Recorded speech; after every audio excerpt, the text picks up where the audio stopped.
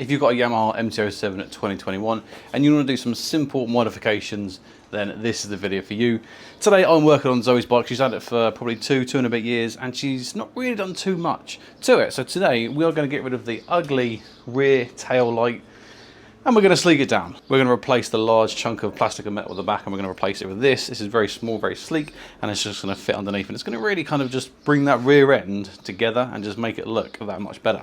Today's video is sponsored by AliExpress, so thank you very much for sending us all this stuff. If I can get any discount codes, they'll be in obviously the video now, but also in the description box below. And also all the links for all the products that Zoe's going to have on her bike will be below. So if you want to grab yourself any of them, check out the description box and let's get into stripping this bike down. The kit itself then comes with a new number plate light, extra bracket, the main bracket itself, fit-in hardware and some indicators. We're not going to use these, we are going to use the stock OEM lights as best we can. If we need to use them, we've got them as backup, but yeah, going to try and use these ones just to maintain the best plug and play capability we can. Passenger seat off, rear seat off, give us full access, see where we need to work with. Be mindful there are little spacers on the grey plastics either side of the rear.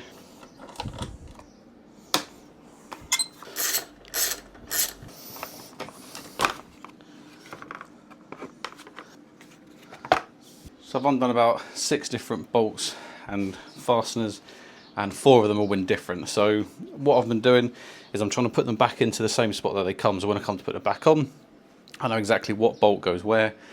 Like when I've done my GSA, they were pretty much all the same screw or bolt throughout most of the stuff I was taking off.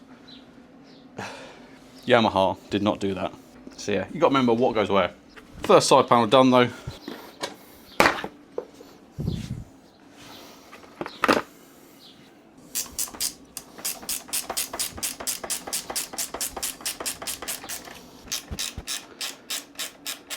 I love working in a garage when it's like 20-25 degrees outside. Alright, the bracket is off. Now I just need to disassemble the actual light assembly. These things are in there. Okay, we're getting somewhere. Okay, so we've got the lights indicators free from the housing. Easiest way is going to be to disconnect the lights from the inside. I'm hoping that these things are colour coded when I take them all off. What I'm going to do just in case is I'm going to put a little bit of tape around the connectors so I know which one come from which one later on. Just 2 undone, last one.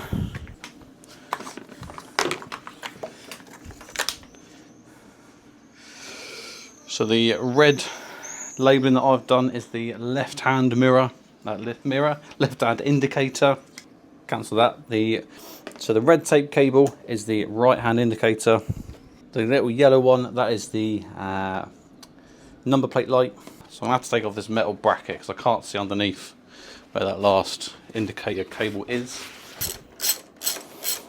Okay, so that last indicator, which is the left hand side, is actually a black connector. So it's the first time I've done it. I didn't know if they were colour coded, but luckily they are. And that is it, fully disassembled. I'm hoping that was just the battery getting too hot, but we'll try again. So one of the more annoying problems I find with kit like this is the lack of instructions, or if there are instructions, the poor quality of instructions. This kit did not come with any instructions, so I'm kind of flying blind, making it up as I go along, which I don't like because there's always chance of something going wrong. So typically the battery died because of the heat, overheated, but changed back in that time. I've made a little bit of progress. So I've managed to fit both the OEM indicators in place. Now the kit does come with like a little spacer for it. Looking at the indicators provided, the gap between the outside and the inside is actually much kind of deeper than the OEM ones. That's where obviously this spacer comes in. I tried fitting the spacer onto the OEM ones, but I just couldn't get it through enough to seat properly, so I've taken them off. Both in using the original hardware. I've fitted the number plate light. That's just literally 2 screws on the back. The number plate light cable comes through this centre hole here. The provided indicators, cabling is really small and thin. They would be able to pass through that hole. However, because I'm using the OEM indicators, the cabling is much thicker. I don't want to cut the cable to fit it through to then have to reconnect. So we're going to have to little trial and error when it comes to actually reinstalling it on the bike to kind of see where we can route the cables to get it into the back section. The new number plate light just has bare cables, so I've stripped them down further. I've cut this off the OEM indicate. I've cut this piece off the OEM light, so it's got the normal connector. So I'm gonna connect these, put a bit of heat shrink wrap around it. Which one I use turned off now. Another take. Connect the new light onto the old cable, heat shrink just to make it waterproof, and then I'm going to connect them on, make sure everything works before I start putting everything back on. Now, I'm no electrician and it isn't pretty. End of the day, as long as it does the job, I'm happy. Now I'm doing red on black so I know whereabouts the connection is. Honestly, I think for me, wires and cabling and electronics is probably the hardest part. I just don't like it. I don't like messing up. White to white, black to black, grey to grey. And let's pray to powers that be. The lights come on. Brake light running works, brake light works. No! No! Oh, I've put them on the wrong way around after all that. Well, they work, that's the main thing. I wonder if the white and the black connectors are the same, they're just coloured differently. Will be handy. Okay, round 2. Left indicator, yes. Right indicator, yes. Perfect. So yeah, now the white is with the black and the black was with the white. I can cope with that. Zoe doesn't have to know. Be our little secret. Now it's a case of disconnect it all, reroute it, start bolting it in place and getting the plastics on. So the bolts provided to hold the plate in place are really long. Compared to what you actually need, they could probably cut these bolts in half. Now because we managed to get rid of about 4 foot plastic at the back, the cables are quite long now, so it just needs to do a bit of cable management. Tidy it up in the middle. Now comes the fun part of reassembling. Oh, you little bastard.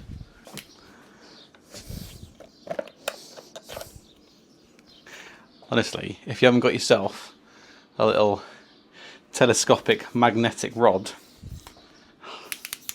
lifesaver. Why is a bike with so little plastic? It's got so many bloody nuts, bolts and everything, and all different ones as well. And before I go any further in the reassembly, one last check. Number plate on, running light on, brake light working, left indicator, right indicator, hazards. Right, now we can commit to the reassembly.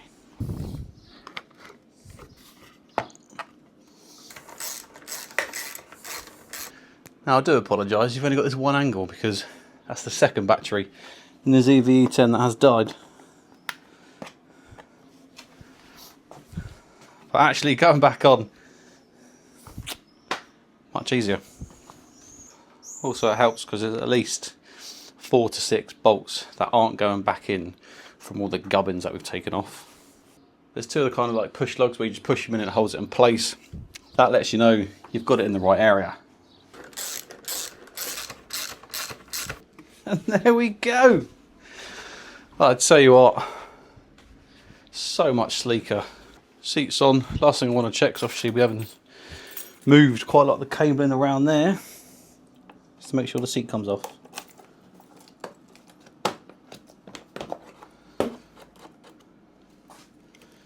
It's a little bit stiff. It'll loosen up, things will just kind of settle in place The rear seat doesn't come off very often, or if at all. I'm only really able to put the bum bag on. From there, it's just going to be a case of fitting on the number plate. There are two kind of mounting holes either side, so you can either go through them, or it does come with like these little extension feet, which you can mount into those holes, and then it gives you a little bit more mounting options where you're going to put the holes with the number plate. Well, you don't need to see me put 2 holes in a number plate and screw it on. It's super simple, and I'm sure you can do it yourself. It's taken me longer than I wanted. It doesn't help with all the camera gear and everything faffing and batteries cutting out. But even without the instructions, obviously, I did manage to work out what screws go where. It's just annoying. I just wish they didn't include them. It can't be that hard. They've made this product to fit a certain bike. Like, they've done their R&D on how it's going to fit, so they know how it's done. So just include instructions. I think for the price, you can't complain other than the instructions. I think Zoe paid like £15 or something for it. And seeing when you get your indicators as well, I think you can choose not to, and then it's even cheaper. We chose to get them just in case, for whatever reason, OE1s didn't fit, or we broke them, whatever. I wanted the spare ones as a backup. But yeah, it's sleek, it's so much nicer. Pretty much any naked sports bike with a tail tidy just looks a hell of a lot better. Stock ones, they got to follow the guidelines, haven't they? And they're hideous, let's face it. Well, if you've enjoyed it, you've learned something, give it a thumbs up. More importantly, subscribe to the channel. There are more mods coming onto Zoe's Yamaha MT07, remember 2021 plate. And yeah, nothing else to say, but until the next one, ride safe.